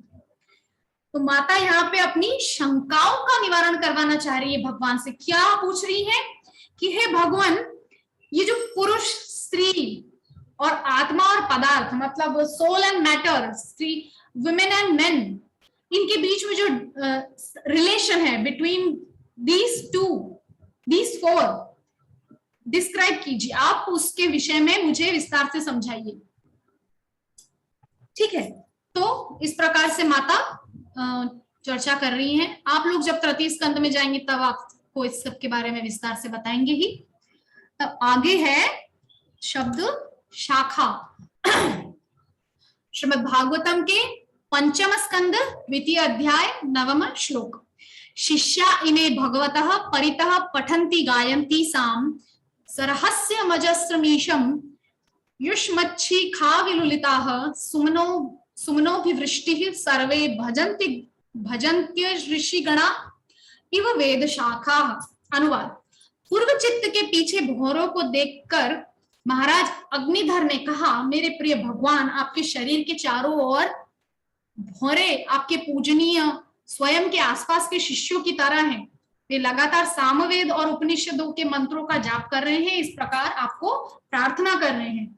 जैसे महान ऋषि वैदिक साहित्य की शाखाओं का सहारा लेते हैं, वैसे ही भौरे आपके बालों से गिरने वाले फूलों की बारिश का आनंद ले रहे हैं। पूर्व चित्ती, ये कौन कह रहा है? महाराज अग्निधर कह रहे हैं। पूर्व चित्त के पीछे भौरों को देख करके, ये पंचम स्कंद है, मुझे स्मरण में नहीं आ रहा है इस वक्त कि ये किस विषय में है, किंतु मैं आपके सामने फिर भी इसको थोड़ा सा डिस्क्राइब करने का प्रयास करती हूँ। क्या कह रहे हैं कि जैसे किसी कोई पूजनीय व्यक्ति हो, उसके आसपास उसके शिष्य चेले चपाटी होते हैं, ठीक है, जो उसके आसपास चलते हैं और उसका गुणगान गाते रहते हैं। ठीक है, तो इस प्रकार से आपके आसपास जो ये भौरे चल रहे हैं और आपके बालों से जो फूल गिर रहे हैं, ये पूर्व चित्ती अप्सरा है, if I am not wrong, जिसके विषय में यहाँ पर लिखा हुआ है। हेडिंग नहीं है इस श्लोक की, एनीवेज मैं फिर भी श्लोक की व्याख्या करती हूँ। तो जैसे कि सामवेद और उपनिषदों के मंत्रों का जाप कर रहे हैं, ऐसा लग रहा है कि ये जो भंवरे आपके आसपास मंडरा रहे हैं ना, ये ऐसा लग रहा है सामवेद और उपनिषद के मंत्रों के द्वारा आपकी प्रार्थना कर रहे हैं। जैसे महान ऋषि वैदिक साहित्य की शाखाओं का सहारा लेते हैं भगवान का गुणगान गाने के लिए, वैसे ये भौरे गुनगुन करके आपकी प्रार्थना कर रहे हैं, आपका गुणगान कर रहे हैं। ठीक है, तत्पश्चात आगे क्या श्लोक है हम देखते हैं।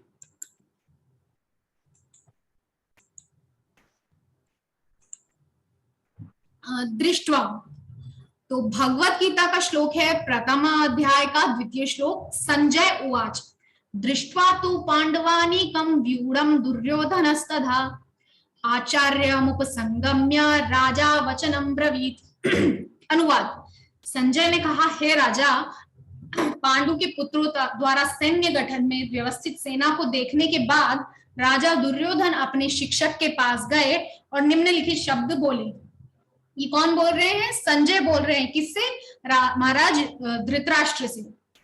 ठीक है, वो आंखों देखा हाल बता रहे हैं कुरुक्षेत्र का धृतराष्ट्र को। क्या कह रहे हैं? हे राजा, पांडु के पुत्रों द्वारा सैन्य गठन में व्यवस्थित सेना को देखने के बाद मतलब जब दुर्योधन ने देखा कि किस प्रकार से पांडवों ने अपनी सेना का गठन किया है, मतलब उसको अपनी सेना को किस प्रकार से फैलाया है, किस एंगल में कितने सैनिक हैं, किस एंगल में घोड़ों पर कितने सैनिक हैं, किस एंगल में हाथियों पर सैनिक है, किस एंगल में रथी है, महारथी है, इत्यादि इत्यादि।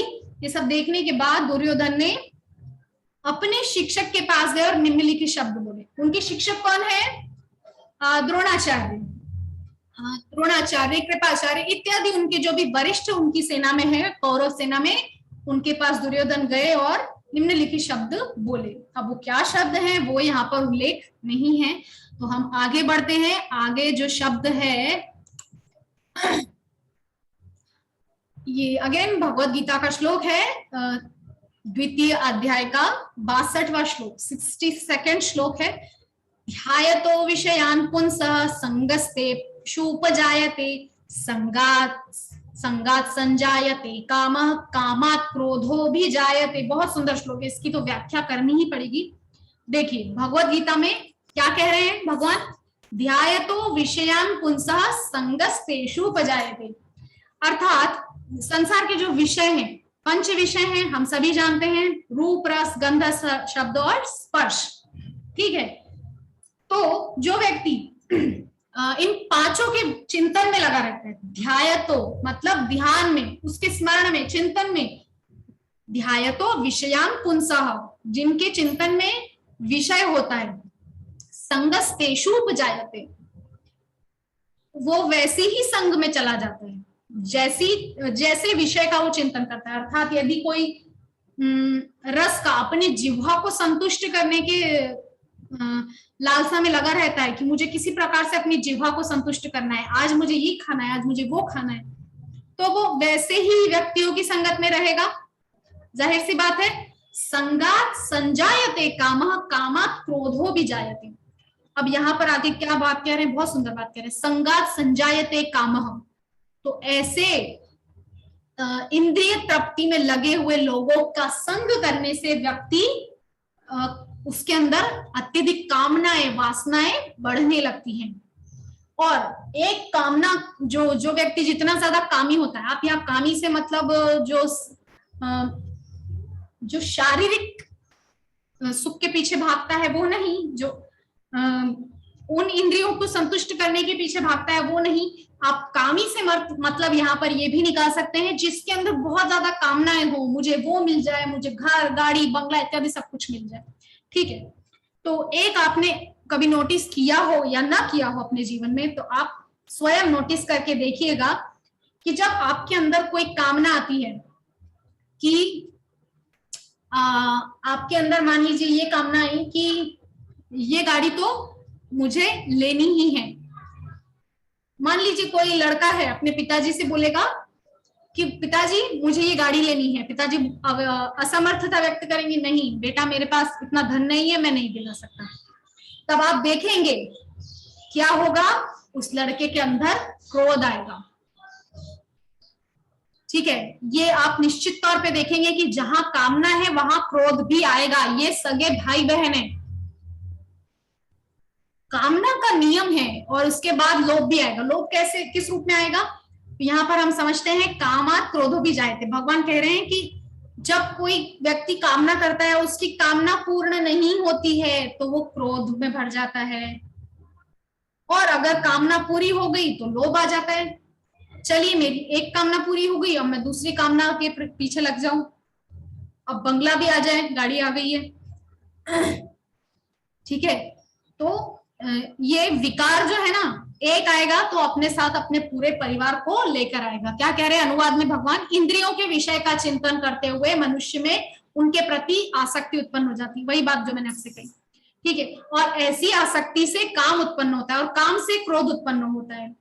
वही बात भगवान कह रहे हैं कि एक विकार अपने साथ अनेकों विकारों को लेकर आता है। काम, क्रोध, लोभ, मोह, मद, मत्सरता, अहंकार, अभिनिवेश, अहमता, ममता इत्यादि सारे अवगुण एक साथ चले आते हैं। तो भगवत गीता में भगवान इस प्रकार से इसकी व्याख्या कर रहे हैं, ठीक है। अब हम आगे के श्लोक को देखते हैं। आगे जो शब्द है अल्पमेधस पुंसोल्पमेधस, अच्छा श्लोक में इसी प्रकार से था। तो ये श्लोक है श्रीमद् भागवतम के 10वें स्कंद 50वां अध्याय का 22वां श्लोक। ठीक है। अधर्मोपचितम वित्तम हरन्त्यन्येल्पमेधसः संभोजनीयापदैर्षैर्च लानीव जलौकसः। अनुवाद। प्रिय आश्रितों के भेष में मूर्ख व्यक्ति के पास से अर्जित धन को अजनबी चुरा लेते हैं, जैसे मछली की संतान मछली का पालन पोषण करने वाले पानी को पी जाती है। यहाँ पर एक गूढ़ रहस्य कहना चाह रहे हैं कि प्रिय आश्रितों के भेष में मूर्ख व्यक्ति के पास से अर्जित धन को अजनबी चुरा लेते हैं, जैसे मछली की संतान मछली का पालन पोषण करने वाले पानी को पी जाती है। मछली, somebody is muted. Who is unmuted?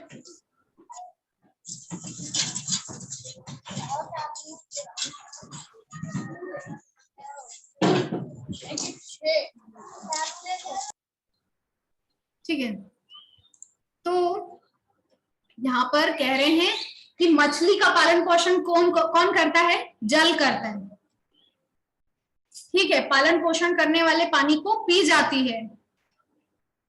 तो यहाँ पर आगे तात्पर्य में कह रहे हैं कि साधारण लोगों को लगता है कि वे अपनी संपत्ति के बिना नहीं रह सकते, हालांकि इस पर उनका कब्जा परिस्थिति जन्य और अस्थायी है। भगवत गीता में भी भगवान ने कह रहे हैं कि आज जो तुम्हारा है वो कल किसी और का था, आने वाले कल में किसी और का होगा, परसों किसी और का होगा। ठीक है। तो जिस धन को आज हम अपना मेरा मेरा मेरा कह करके खूब अभिमान में डूबे जा रहे हैं, आज मेरा है किंतु अगले दिन किसी और का हो जाएगा। ठीक है। अस्थायी है, परिस्थिति जन्य है, मतलब परिस्थिति ऐसी है कि वो धन मेरे पास है, किंतु कल परिस्थिति बदलेगी तो वो धन मेरे पास से जा भी सकता है। अस्थायी है।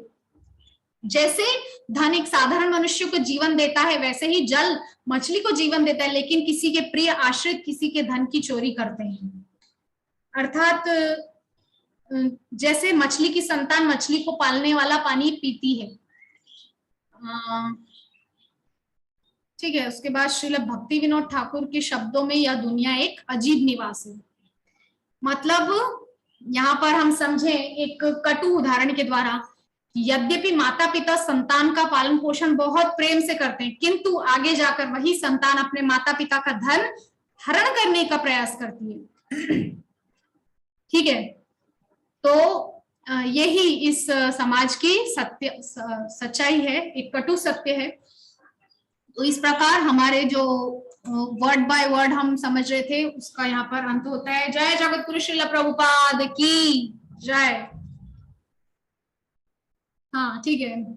तो यहाँ पर हमने समझा इस श्लोक का पूरा जो अर्थ था। ओके। अब हम देखते हैं कि कोई किसी की जिज्ञासा है तो वो उनको बता सकता है, पूछ सकते हैं। मीन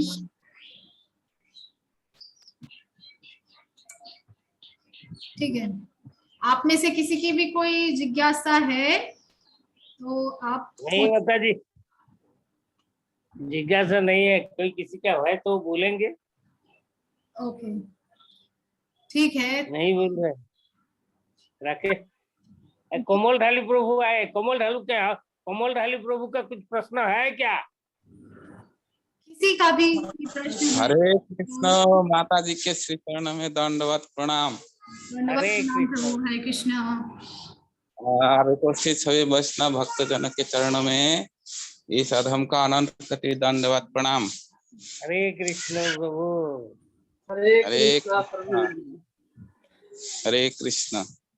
आई होप आप सब लोगों को समझ में आया होगा। वैसे मैं प्रभु जी की तरह उतना अच्छे से नहीं समझा सकती हूँ, लेकिन नहीं माता जी बहुत अच्छा हुआ माता जी। ऐसा नहीं, अच्छा समझाई माता जी। अच्छा ही बोले।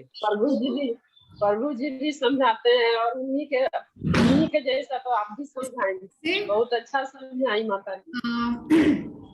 यदि किसी की कोई जिज्ञासा प्रश्न नहीं है तो ठीक है, आज के सत्र को हम यही विराम देते हैं। इट्स माता जी हम मंदिर जाएंगे। अरे वांछा कल्पतरु कर देते हैं। सब अनम्यूटेड हो जाइए, वांछा कल्पतरु कर लेते हैं। Please be unmuted everyone. माता जी उसी समय से बैठे रह गई, प्रभु जी तो वांछा कल्पतरुभ्यश्च कृपा सिंधुभ्य एव च पतितानां पावनेभ्यो वैष्णवेभ्यो नमः। हरे कृष्ण कृष्ण कृष्ण हरे कृष्ण कृष्ण हरे राम हरे राम राम राम।